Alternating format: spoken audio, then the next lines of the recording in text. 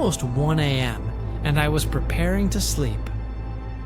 Suddenly, I received a call from a strange number, B6758. I thought it might be a call from my mobile service provider, maybe offering free songs. But as soon as I answered, I was taken aback.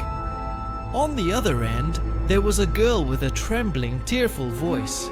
"Hello, are you Salam?" "Yes, speaking. Who are you?" "You don't know me, but I need your help." "At this hour? What kind of help?" "You can help me in the morning as well." "All right, but at least tell me what it is."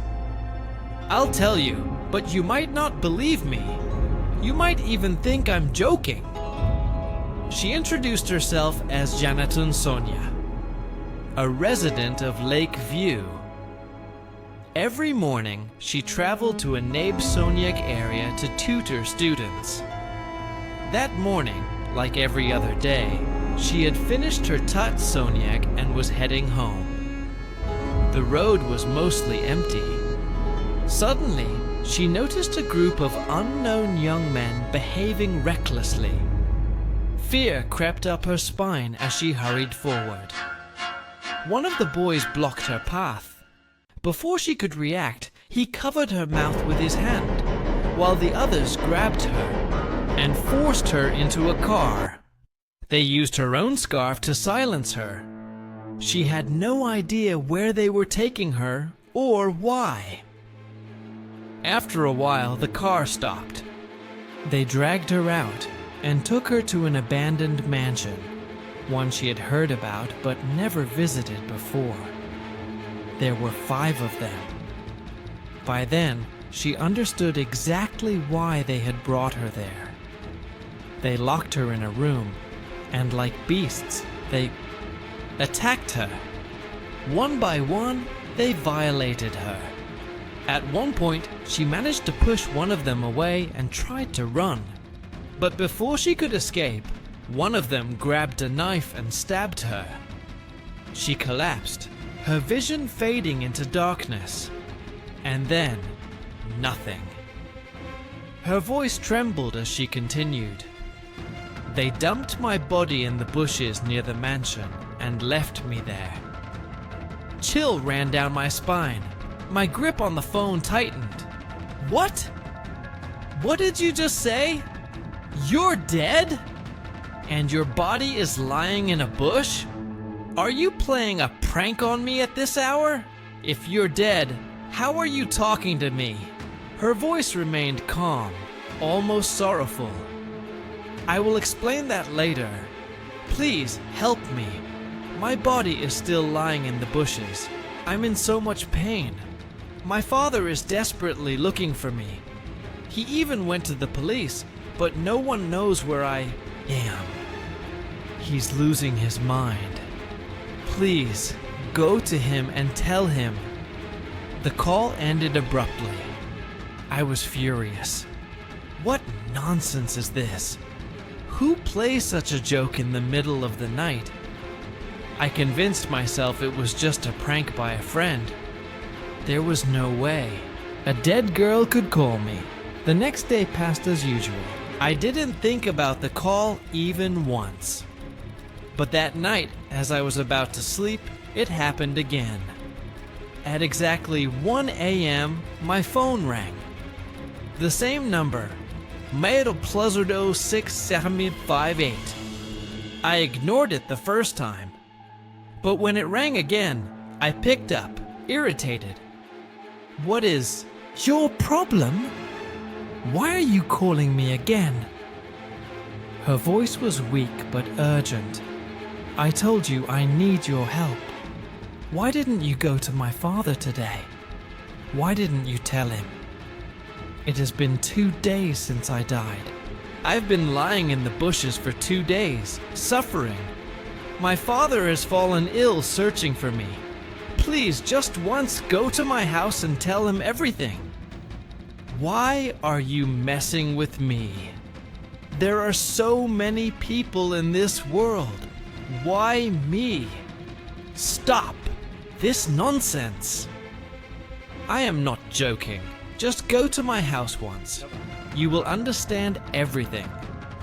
My house isn't far from yours. It's house number 130, near Lakeview Market. Please, help me. I hung up. Her words made no sense. But something about the way she spoke felt eerily real. And she knew my name, which meant she knew me. I didn't know what to do. If I told anyone about this, they'd think I was crazy. But deep down, I was sure of one thing. No girl would joke about something so serious. The next morning, I decided to visit house number 130 in Lakeview. After reaching the area, I asked around for the address. When I finally stood in front of the house, I saw a crowd gathered outside. I asked a man what had happened. His answer left me in shock. For the past 2 days, the girl from this house has been missing. She went out to tutor some students and never returned. The police and locals have searched everywhere, but there's no trace of her. Her father is devastated and has fallen. Seriously ill. I felt my blood run cold. I asked him her name. Yanatun Sonia. I had no words. Everything she had told me was true. But how could a dead girl call me? And if the rest of her story was true, then her body was still in the bushes near the mansion. I was the only one who knew. But how could I tell her father or the police without sounding insane? If I said a dead girl had called me, they would either laugh at me or suspect me. I decided to check the mansion myself first. I asked for directions and set off. The mansion was in an isolated place. Hardly anyone went there. I searched around the house and soon spotted a dense bush in the distance. My heart pounded as I approached it, and then I screamed. There, lying in the bush, was a girl's lifeless, half-naked body. A foul smell filled the air. Terrified, I ran back, shouting for help. Some locals rushed over. When they saw the body, they too recoiled in horror. Everything she had said was true. Soon, the police arrived. They immediately recognized the girl as the one who had gone missing 2 days ago. They called her father, asking him to come. Meanwhile, they turned to me. You were the first to find the body. How did you know it was here? I couldn't tell them the truth. They would never believe me. So I lied. I was just walking around and happened to find it. They believed me. Then, a female constable examined the body and reported, "Sir, it looks like she was gang raped before being murdered. She has been dead for about 2 days." I was stunned. This wasn't a prank. Everything she had said was real. I left after informing the police. It was late by the time I got home. I sat in my room, trying to understand what had happened.